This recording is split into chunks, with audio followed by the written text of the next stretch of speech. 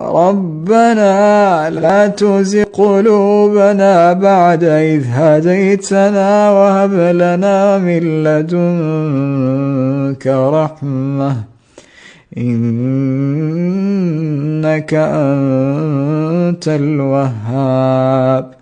ربنا